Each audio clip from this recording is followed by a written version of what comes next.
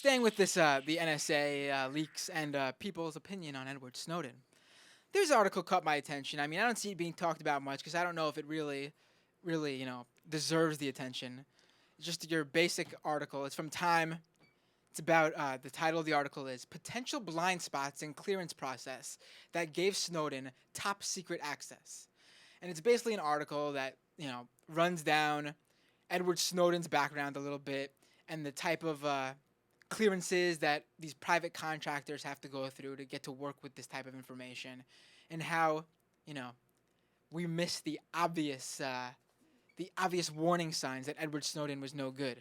And there's just some lines in here that are unbelievable, so I have to read. Just like everyone else with a security clearance, Snowden went through a multi-tiered background investigation to get in. Attorneys who specialize in representing candidates vying for top secret security clearances say the process looks at their reliability, maturity level, judgment, trustworthiness, and ability to protect national secrets. Sounds like a lot of things they look into. Fair enough. Right. Applicants first complete and submit a 127-page questionnaire. That already would preclude most people I know from joining the NSA. Yes. During an initial personal subject review, candidates meet with an investigator for 2 or 3 hours to go over the questionnaire, providing them with an opportunity to explain any derogatory information. This could include questions about why applicants like Snowden never finished college or the army, like that's supposed to be. I mean, I understand why they look into it, but I know why it's being put in this article like that. Of course. Later, after a half an hour sit down with the potential workers, co-workers, neighbors, and friends, investigators perform a credit check, obtain a criminal report, and parse other records. Snowden likely sat for a polygraph too, which aims to unearth lifestyle habits, allegiances to other nations, and the susceptibility to blackmail. Ron Paul, anime, and Hong Kong. Yes. No, I'm just kidding. When that's done, well, wait for it, actually. You're not too far off. Okay. Even though you're kidding, that's not far off. When that's done, investigators type up an all-encompassing report and pass it on to an adjudicator for a judgment call. The final decision largely depends on how a candidate explains their past and any of the red flags in the interview. For example, minor criminal violations or contacts in countries like Iran or Russia. That doesn't automatically disqualify you because they read that in the written questionnaire. Well, maybe what if you studied abroad in one of those places? And then they interview you for explanations.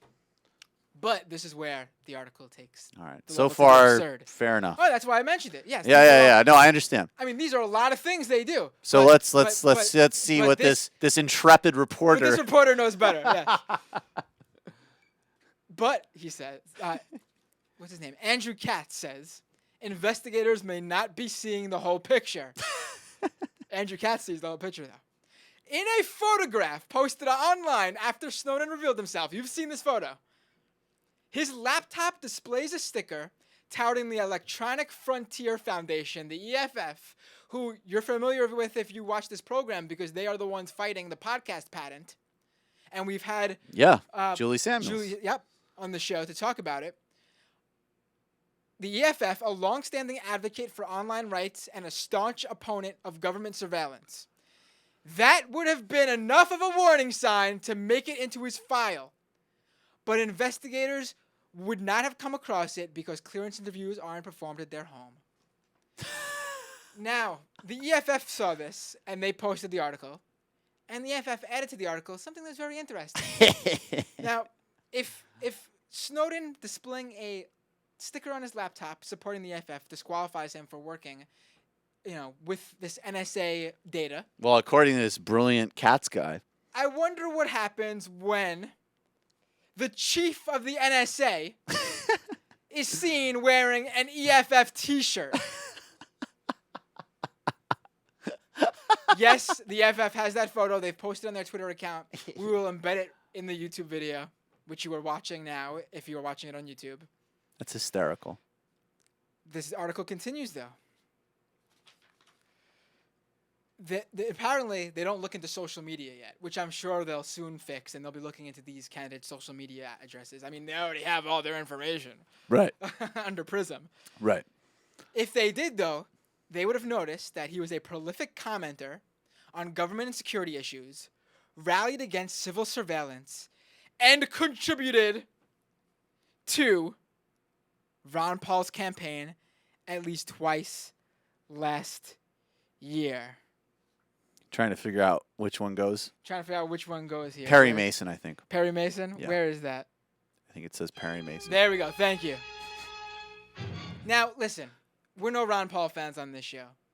But someone contributing to Ron Paul's campaign as a private citizen, how does that affect his... I mean, I don't Well, see... you're basically saying that you cannot exercise your First Amendment rights.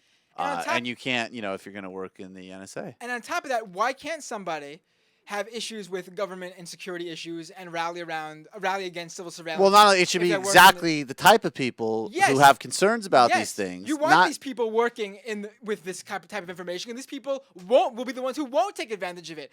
These people will help quell the fears that liberals and progressives like us on this show have, that this information will get into the wrong hands of the wrong private contractor employees who will use this information to leak stuff about private individuals because maybe personal grudges, or maybe they too have something to get out of it, whether it be business related or political related.